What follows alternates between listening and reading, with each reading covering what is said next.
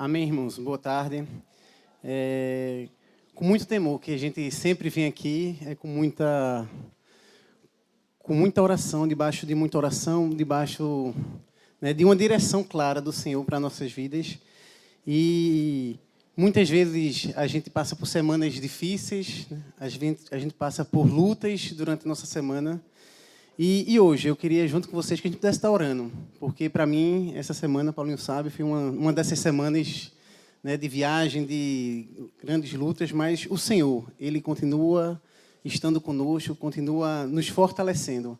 E eu queria, essa tarde, também orar por vocês, orar por minha vida, que a gente possa estar orando, entregando o nosso coração e a nossa mente ao Senhor, para que Ele possa estar falando palavras que vêm diretamente dEle, palavras que vêm diretamente do trono aos nossos corações.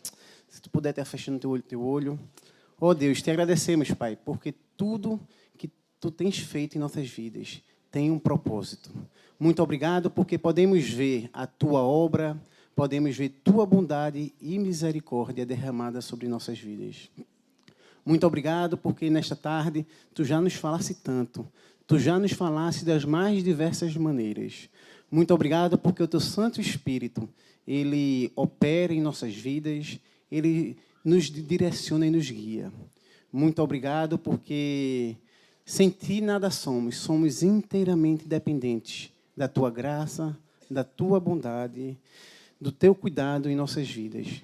Que cada um aqui, cada um dos meus irmãos, a minha vida, possamos estar diante do teu altar, para tu falar conosco, para tu nos abraçar, para que tu possa falar aos nossos ouvidos. Queremos ouvir tua voz, ó Deus. Queremos ouvir a tua doce voz.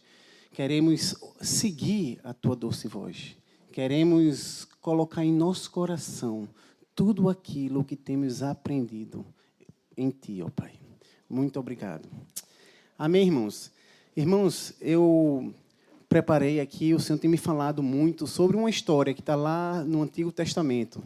Se vocês puderem estar abrindo, a gente vai estar trafegando ali entre 1 Samuel, em 1 Crônicas. E aí, muitos de nós já ouvimos falar da história de Samuel, da história de Eli, da história da Arca da Aliança. Mas hoje eu queria, para iniciar, trazer um pouquinho desse contexto, trazer um pouquinho desse momento da história do povo de Israel.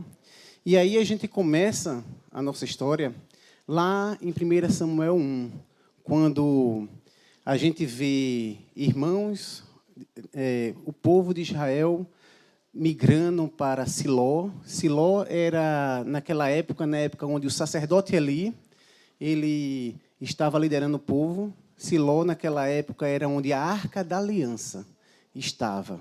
Siló era o local de Israel, onde todo o povo, de tempos em tempos, se reunia ali.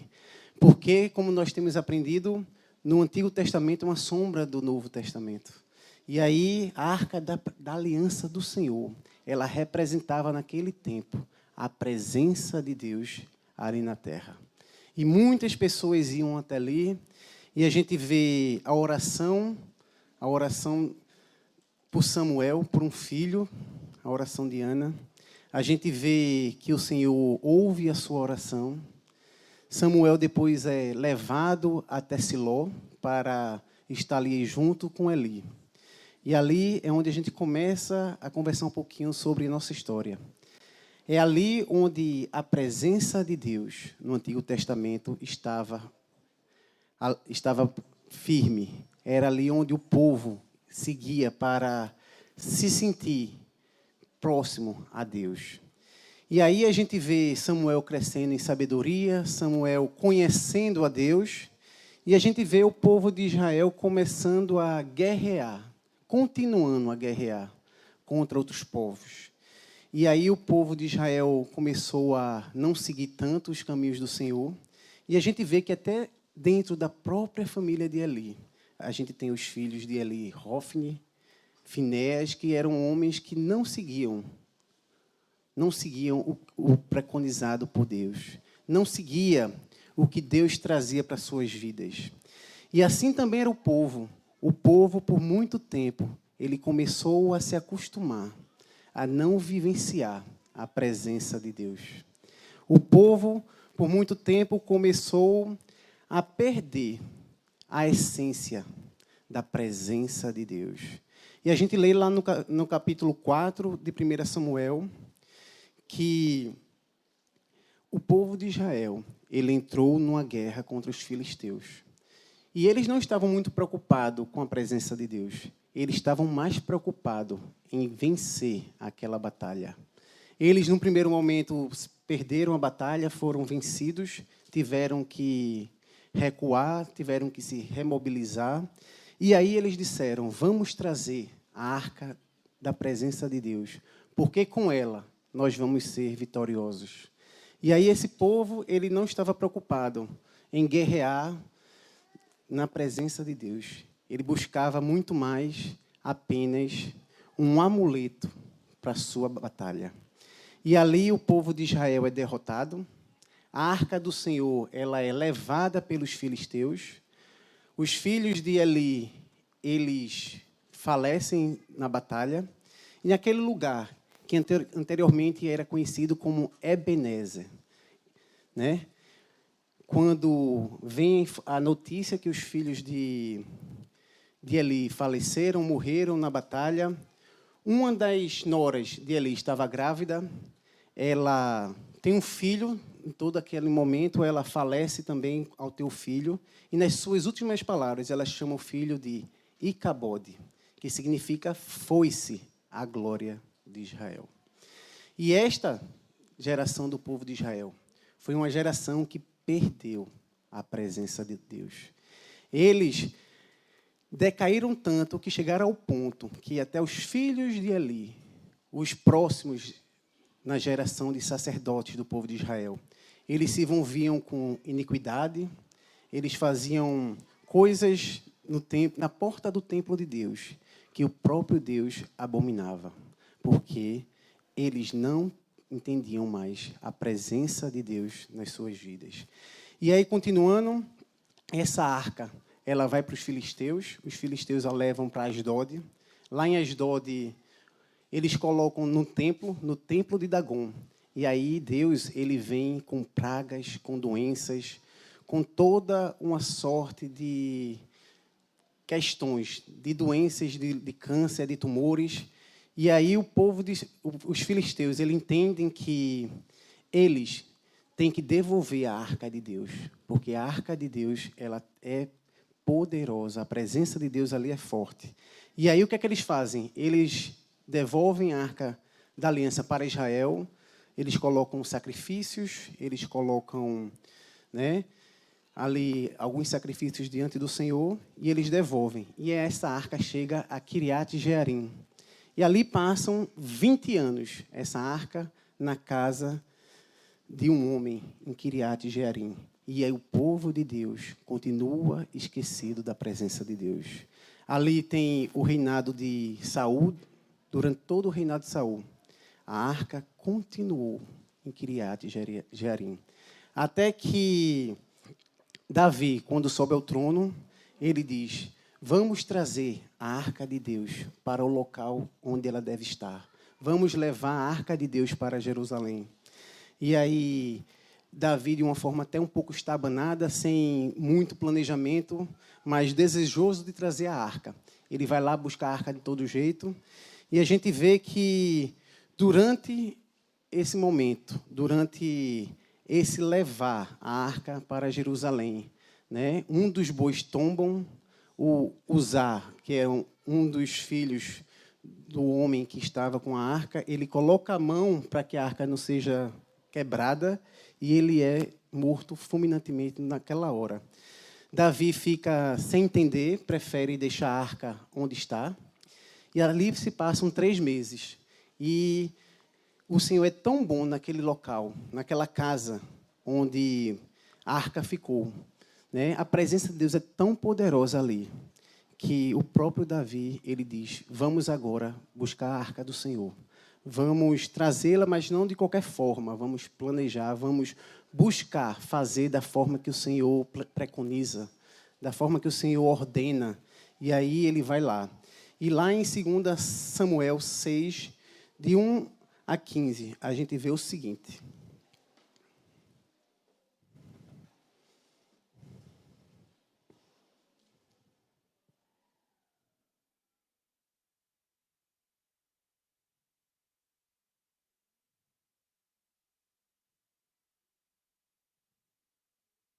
A gente vê exatamente esse ponto, onde Davi está levando a arca para Jerusalém.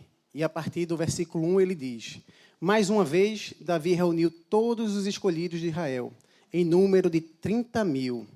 Davi se levantou e com todo o povo que tinha consigo partiu para Baala de Judá, para de lá trazer a arca de Deus, diante da qual se invoca o nome do Senhor dos Exércitos, que se assenta acima dos querubins. Puseram a arca de Deus numa carroça nova e a levaram da casa de Abinadab, que ficava na colina.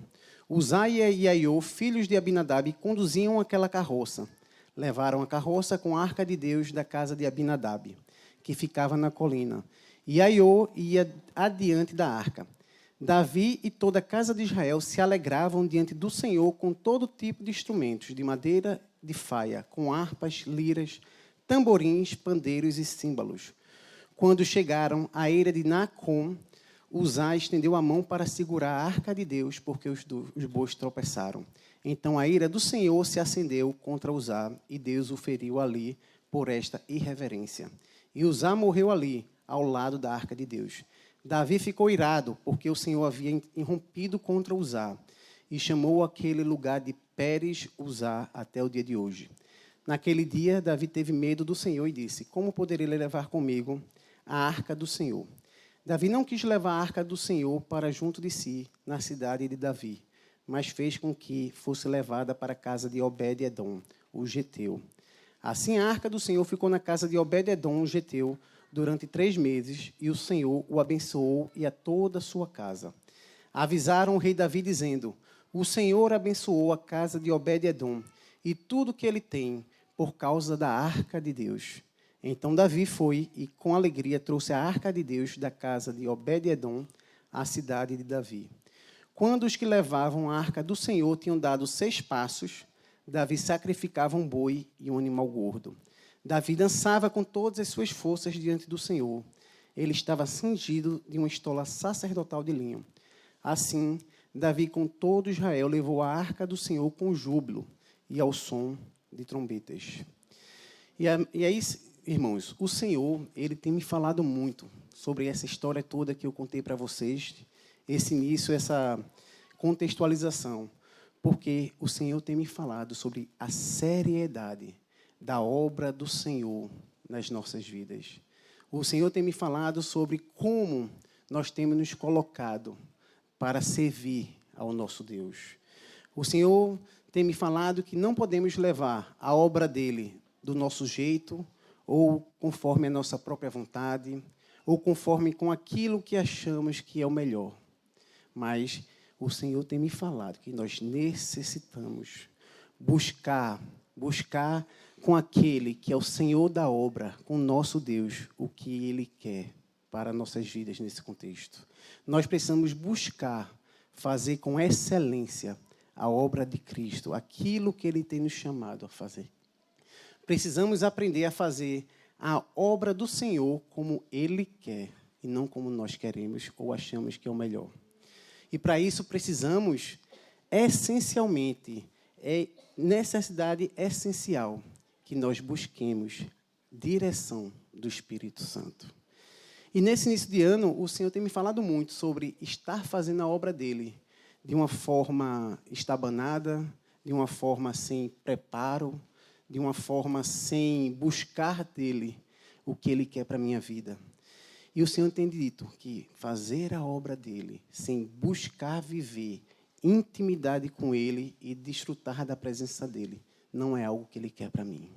Ele quer que a gente sirva, que a gente esteja na obra, mas não como aquele povo ali que estava levantando em guerra contra os filisteus, apenas buscando uma chancela, apenas buscando a presença do Senhor como um amuleto para a gente caminhar. mas Ele quer que a gente desfrute da sua presença enquanto a gente o serve. E muitas vezes, esse serviço, sem vivenciar a intimidade e comunhão com o nosso Deus, faz com que apenas a gente se torne pessoas frias, secas, onde a gente não desfruta aquilo que o Senhor quer fazer. Ou pior, ou muitas vezes a gente nem sequer se move, porque a gente acha que não é digno de fazer a obra dele, porque a gente não tem intimidade. E aí, irmãos, o que o Senhor tem me falado nessa história é que, para iniciar a obra do Senhor, a gente precisa ter intimidade. Para a gente continuar a viver o que o Senhor tem nos chamado, a gente precisa estar sentado à mesa dele. Né? Hoje, pela manhã, eu estava conversando lá no meu grupo. A gente, né, muitas vezes vê em filme aqueles reis, depois que saem vitoriosos numa batalha, e você vê aquele mundaréu de gente, né, em várias mesas, no banquete da vitória. E muitos dali não sabem nem por que estão ali, não sabem nem o que estão fazendo ali naquele banquete. Mas o Senhor não nos tem chamado para ser aqueles que estão naquele banquete sem saber o propósito de estar ali. Mas o Senhor tem nos chamado para aquele banquete, para sentarmos à sua mesa, para podermos nos sentar como filhos e poder ouvir dele, ouvir da sua própria boca, aquilo que ele tem nos chamado a viver. Amém, irmãos? E o Senhor tem me falado um pouco sobre isso e me relembrou sobre um texto, um estudo antigo de George Mitian, que ele falava o seguinte: ingredientes indispensáveis para a realização da obra de Deus. Ele usa um acrônimo que é VOREA, que é exatamente 5 ingredientes indispensáveis para a gente fazer a obra de Deus. Não uma obra baseada em nossa própria força, não uma obra baseada naquilo que a gente acha, mas uma obra alinhada com a vontade dele e desfrutando da prazerosa presença de Deus em nossas vidas. Para aqueles que gostam de anotar, o acrônimo VOREA, ele fala sobre 5 ingredientes, que é: o primeiro, visão; o segundo, oração; o terceiro, relacionamentos firmes; o quarto, estratégia; e o quinto, ação. E eu gostaria de passar um pouco, né? Vai ser um pouco rápido, mas a ideia era a gente conversar um pouquinho, a gente falar um pouquinho sobre cada um desses ingredientes para a obra do Senhor. O primeiro, a visão. Ele é o ingrediente número 1 para que a obra de Deus seja feita nas nossas vidas. Né? Lá em Efésios 1, do 4 ao 14, a gente vê a grande visão de Deus para com nossas vidas. Eu não vou ler aqui, mas a gente começa a compreender o projeto completo de Deus nas nossas vidas. Né? Um arquiteto, um engenheiro, antes de construir, ele tem esse projeto, ele tem esse planejamento. Deus, antes da criação do mundo, já tinha um propósito eterno, uma clara e definida visão do que ele queria construir para a eternidade. Jesus, ao vir ao mundo, ele já sabia, ele tinha uma clara visão do que ele vinha edificar. Ele tinha uma clara visão daquilo que ele ia alcançar, qual era o seu objetivo. Em Mateus 16, 18, nós vemos que esse texto ele sintetiza a visão de Deus para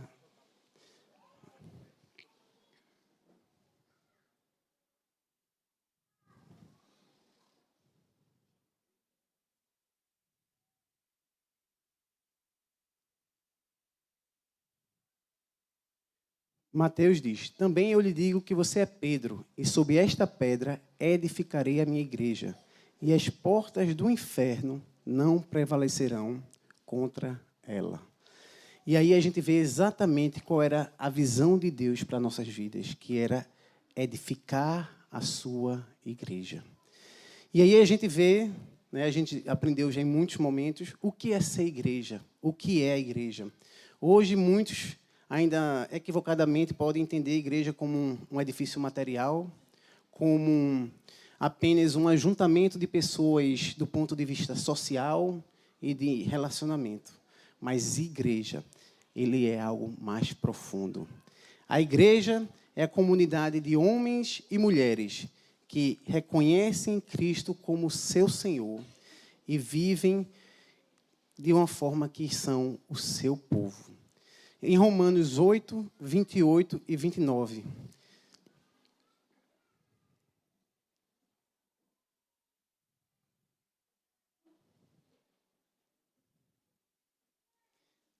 A gente vê que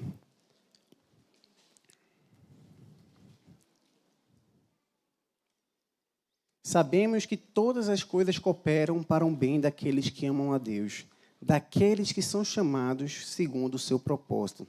Pois aqueles que de antemão conheceu, ele também predestinou para serem conformes à imagem de seu Filho, a fim de que ele seja o primogênito entre muitos irmãos. E aí, irmãos, nós aprendemos algumas características sobre ser igreja. Nós aprendemos desde tão novos, desde quando a gente se torna discípulo, a gente é batizado, a gente aprende o propósito eterno de Deus, né? Que é ter uma família de muitos filhos semelhantes a Jesus para a glória de Deus Pai. A gente aprende que o propósito de Deus na igreja é qualidade, unidade, quantidade. E a gente também aprende que a igreja que Deus se propôs a levantar, ela é uma igreja santa, uma igreja sem mácula, sem ruga, um povo escolhido, né? A gente entende que Deus nos chama, quer levantar uma igreja gloriosa e santa. Em Efésios 5, 26 e 27, a gente lê o seguinte: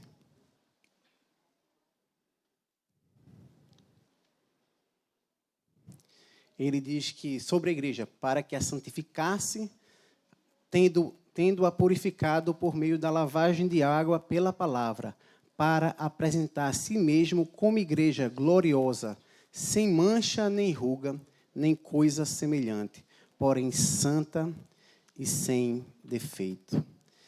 E, irmãos, a visão que nós temos como igreja, ela precisa ser derivada da visão que se tem de Deus. Nós temos entendido que nós precisamos compreender quem Deus é. Nós não podemos entender que nós apenas vamos compreender a igreja pelo aquilo que nós sabemos, mas a gente vai compreender na plenitude, na profundidade, quando a gente compreende o que Deus fala a respeito da sua igreja. A gente aprende que a igreja, ela é uma família, ela é o templo e ela é o corpo de Cristo. E quando a gente não compreende, não escuta do Senhor, quando a gente apenas tem a igreja como um amuleto, como eu falei mais cedo, a gente não compreende o que é viver a presença de Deus. Quando a gente compreende a presença de Deus nas nossas vidas, a gente pode entender qual a visão de Deus para a sua igreja. E, por consequência, qual a visão de Deus para nossas vidas, qual a visão de Deus na vida de cada um de nós. Né? E essa visão, ela tem o poder de transformar, né? Nos fazer viver. Ela tem o poder de fazer com que a gente arda por ela. Ela tem o poder de nos trazer um compromisso, um sério compromisso em viver aquilo que o Senhor tem nos chamado. E, por fim, quando nós temos a visão verdadeira, quando nós compreendemos, temos uma visão que é fruto de intimidade com Deus, de presença de Deus nas nossas vidas. Essa visão, ela nos traz o entendimento de nos sacrificar por ela, nos sacrificar por aquele que tem nos chamado. E aí a gente entra já no segundo ingrediente, que é exatamente a oração. Qual o mecanismo que nós vamos ter? Qual o ingrediente que nós podemos lançar mão para viver e para conhecer essa visão? É exatamente oração. Jesus, quando ele veio aqui à Terra, ele já tinha visão do seu ministério. Ele já tinha a visão daquilo que ele precisava fazer. Mas, mesmo assim, a primeira coisa que ele fez, após ser batizado, após ser ungido pelo Espírito Santo no Jordão, ele foi ao deserto orar e jejuar. Ele foi ao deserto orar. A gente vê em inúmeros trechos no Novo Testamento, nos Evangelhos, Jesus, ele se retirando para orar. A gente vê ele orando ao amanhecer, no início do dia. Às vezes, a gente vê ele passando a noite orando. Às vezes, a gente vê ele em inúmeras situações diferentes orando. Mas, muitas vezes, a gente precisa se perguntar, por que Jesus, que já tinha essa visão, já tinha a visão do seu ministério, ele orava tanto? E aí a gente pode aprender um pouquinho com ele. Porque nós somos, quando nós oramos, nós entendemos que nós somos absolutamente incapazes de realizar a visão de Deus. E precisamos do Espírito Santo junto conosco. A gente entende que Deus é o único poderoso e capaz de edificar a sua igreja. E nós entendemos que Deus o fará se pedirmos em oração. Lá em Mateus 18, a partir do versículo 18.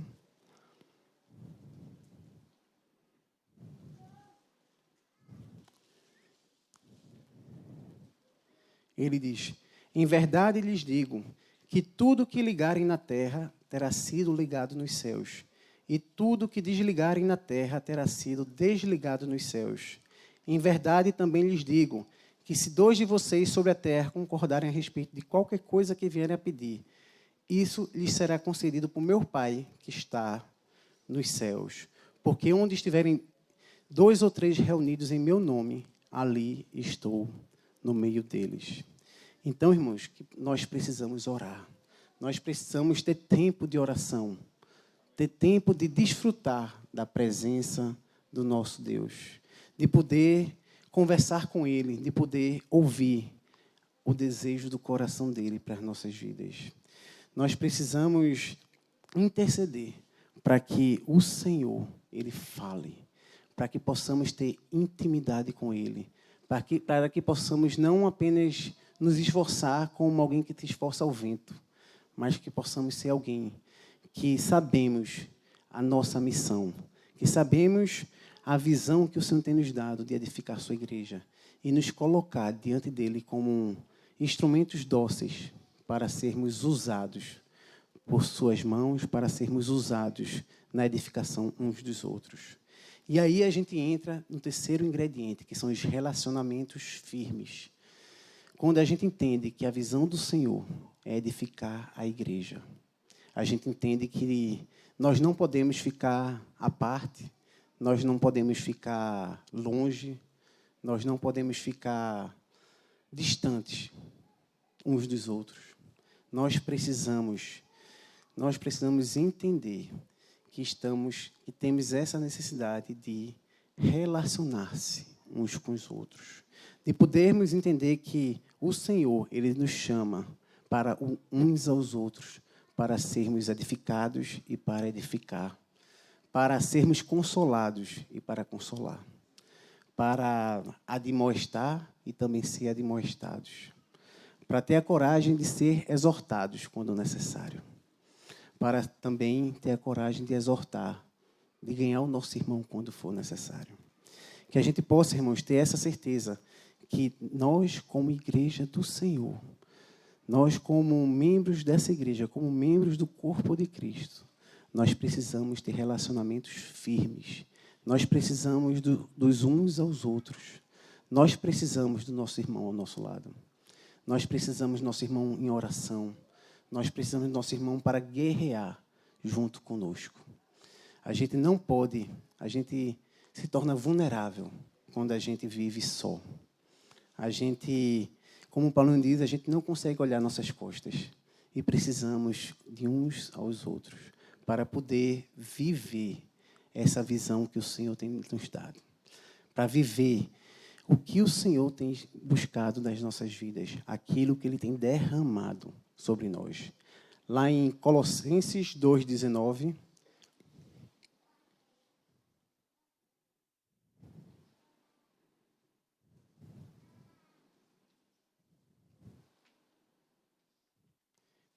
nós lemos o seguinte: e não retendo a cabeça, a partir da qual todo o corpo, suprido e bem vinculado por suas juntas e ligamentos, cresce o crescimento que vem de Deus.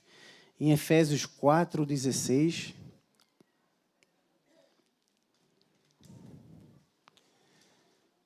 a gente lê exatamente isso, mas de uma forma mais profunda, que ele diz: de que em todo o corpo, bem ajustado e consolidado pelo auxílio de todas as juntas, segundo a justa cooperação de cada parte, efetua o seu próprio crescimento para a edificação de si mesmo em amor. Então, irmãos, que nós possamos entender que a base do nosso relacionamento, ela serve para nos levar para ter mais e mais presença de Deus. Quando a gente tem irmãos que nos animam, que nos levam a querer mais e mais da presença de Deus. Irmãos, isso é maravilhoso, porque sozinho a gente não conseguiria. Sozinho a gente fraqueja, sozinho a gente tem dias ruins, às vezes, quiçá, semanas ruins e meses ruins. Meses de lutas, meses muitas vezes de escuridão. Mas o Senhor, Ele nos deu o privilégio de viver em comunhão. Nos deu o privilégio de viver uns aos outros. E isso é indispensável para estarmos vivendo bem a vontade de Deus nas nossas vidas. Não podemos nunca nos esquecer que sozinho a gente não vai. A gente não vai para lugar nenhum. Sozinho, na verdade, a gente se perde, mas em comunhão com os irmãos, o Senhor, Ele opera a bênção. Ali entre irmãos, o Senhor nos fortalece. Entre irmãos, a gente pode fortalecer e ser fortalecido, né? E é como o Cátia falou, entre irmãos, em família, a gente pode crescer. É onde a gente é acolhido. É onde a gente pode viver a presença do Senhor, a plenitude do Senhor nas nossas vidas. O quarto ponto, irmãos, eu vou dar uma pressinha aqui para a gente terminar, né? É a estratégia. A partir daí, é a gente entender que, como igreja, como corpo de Cristo, nós temos um cabeça, que é Jesus. Como a gente leu nos versículos anteriores, a gente entender que Cristo é a cabeça e cada filho de Deus é um membro, é uma parte desse corpo, né? Aqui, o objetivo da cabeça, o objetivo do corpo é a edificação do próprio corpo. E a cabeça, ela usa o corpo para a edificação do corpo e de todos os seus membros. E aí, irmãos, essa é a estratégia que o Senhor tem para as nossas vidas. É sermos edificados uns pelos outros, né? É sermos edificados uns pelos outros, olhando a cabeça, olhando Jesus, seguindo o governo de Deus, seguindo o governo de Cristo nas nossas vidas. E o Senhor nos dá diversas funções, né? A gente aprende que Ele traz apóstolos, profetas, evangelistas, pastores e mestres. Mas o Senhor, Ele nos chama a cada um compreender o seu lugar no corpo de Cristo. Cada um está de forma ativa, entendendo o que o Senhor quer para a tua vida. Qual a tua função no corpo de Cristo?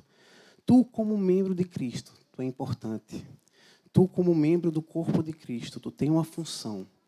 Qual é a tua função no corpo de Cristo? O que o Senhor tem te chamado a viver?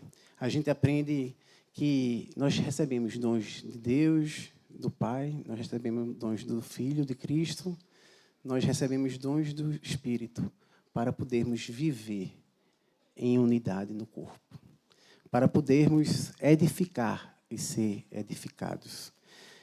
Essa é a estratégia, irmãos, do Senhor para a nossa vida. A gente não está aqui apenas para ouvir ou apenas para estar numa posição passiva, mas a gente está aqui como corpo de Cristo, como membro do corpo de Cristo, para ser edificado e edificar. E, por fim, a gente chega no quinto ponto, no quinto ingrediente, que é a ação, né? E a ação é o ingrediente decisivo para realizar a obra de Cristo. A gente recebe a visão, a gente ora, a gente está inserido no corpo de Cristo com relacionamentos fortes, firmes.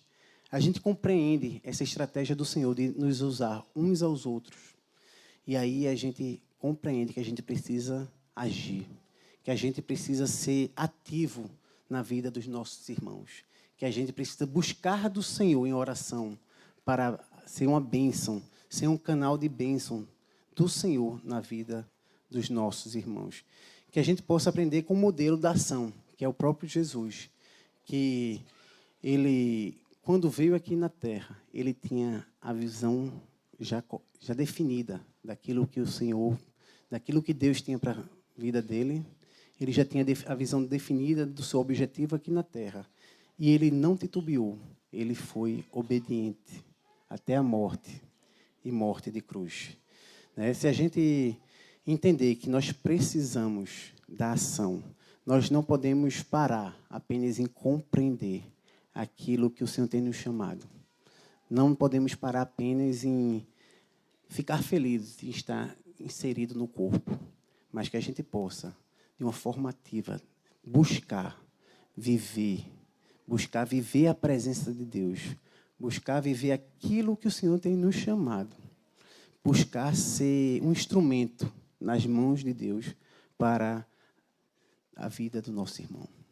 Que a gente possa entender que viver em comunhão, ser corpo de Cristo, membro do corpo de Cristo, fazer parte da igreja de Deus, é um chamado para cada um de nós. Quando a gente se batiza, a gente é acolhido nessa família.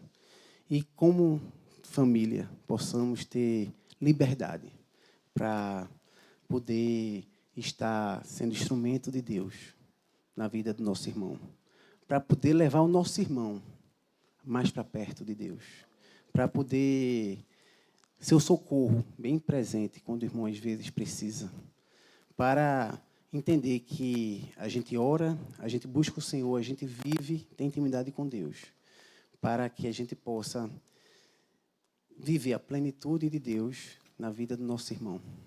Que o Senhor possa nos ajudar a, como igreja, a gente entender que sozinho a gente não pode nada, mas com os irmãos a gente tem uma família.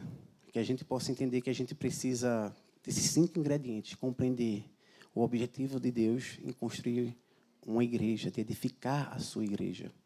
Que a gente possa orar ao Senhor e dizer: Senhor, eu quero intimidade contigo, com o teu Santo Espírito. E eu quero viver junto com meus irmãos. Eu quero ter relacionamento com eles. Eu não quero apenas ter um relacionamento social, mas eu quero ter um relacionamento profundo. Eu quero, Senhor, que tu me dê as estratégias. O que é que tu quer que eu faça? O que é que eu posso ser um instrumento nas tuas mãos? E aí o Senhor, Ele mesmo vai nos responder. E aí, quando Ele nos responder, a gente dá o 5º passo, que é agir conforme aquilo que o Senhor está nos falando. Amém?